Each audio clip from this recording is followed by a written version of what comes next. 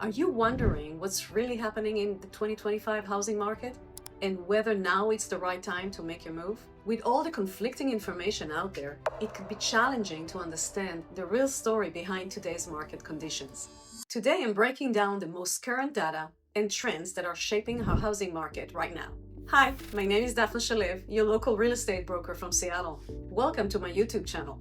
So here are the real up-to-date trends that every buyer and seller should know in 2025. Number one on our list, shifting interest rates. Interest rates are still the number one factor reshaping the market this year. As of May 2025, 30-year fixed mortgage rate is averaging around 6.85% nationwide, based on Freddie Mac's latest reporting. The Federal Reserve is holding tight on cuts this year, keeping its key rate between 4.25% and 4.5%. As Chair Jerome Powell recently emphasized, there is no rush. Any further rate drops will likely happen slowly and towards the end of 2025 if inflation behaves. Because of this, some buyers are holding off. But here's the thing, that actually opens up opportunities for others. Sellers, listen up. These higher rates mean fewer but much more serious buyers. So pricing the right way matters now more than ever. Number two, inventory is finally catching up. According to Realtor.com, active inventory has grown by over 25% nationally compared to this time last year. What does that mean for you? That means less pressure to overbid, more opportunity to negotiate, and more time to make thoughtful decisions. Now let's tackle the question on everyone's mind. Will home prices drop in 2025? Here's the short answer, probably not significantly. But there's also not skyrocketing like before.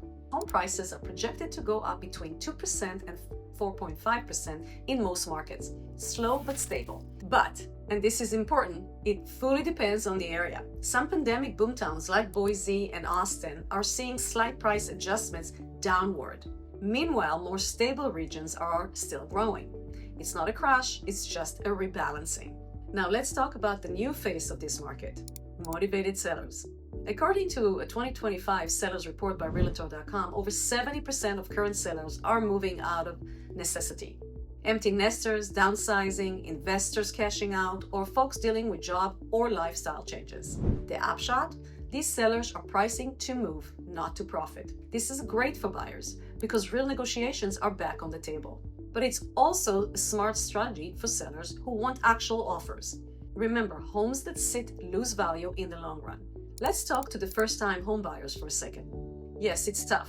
Between higher interest rates and persistent pricing, buying your first home in 2025 is still a challenge. According to National Associations of Realtors data, the average age of first-time buyer has now jumped to 38 years old, up from 35 just 3 years ago. That's happening because many are struggling to save for down payment and take on larger monthly payments compared to pre-2020 conditions. But the truth is, buying now could still be smart. If you're in it for the long term and if you buy within budget, programs created towards first-time buyers are extending, including new grants, more flexible lending, and especially help from new construction builder offering incentives. It's not impossible, but it's not effortless either. One trend that's absolutely making a return this year, cash buying. Around 32% of all home purchases in 2025 are cash deals. That's almost 1 in 3. Why is this happening? Well, in today's climate, sellers see cash as security.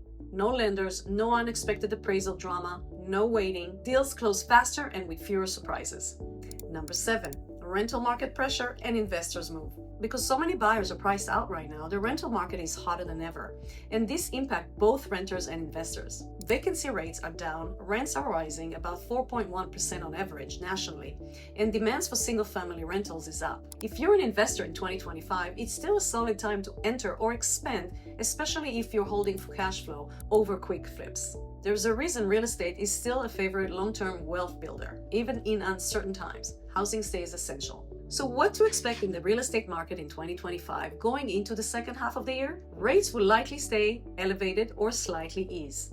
Inventory will continue improving, but only slowly. Home prices will tick up moderately, not tumble. That means buyers need to be strategic, not reactive. Sellers need to be sharp and realistic about pricing.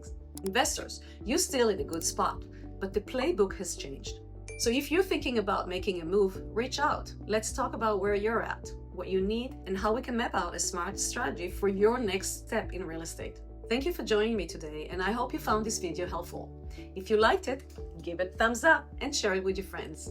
You can check out more videos by clicking on the boxes on your screen or in the description below. And if you want to connect with me directly, all my contact info is in the description below as well. Don't forget to subscribe and hit the bell icon to stay updated with new videos. This is Dafna, and I'll see you on the next one.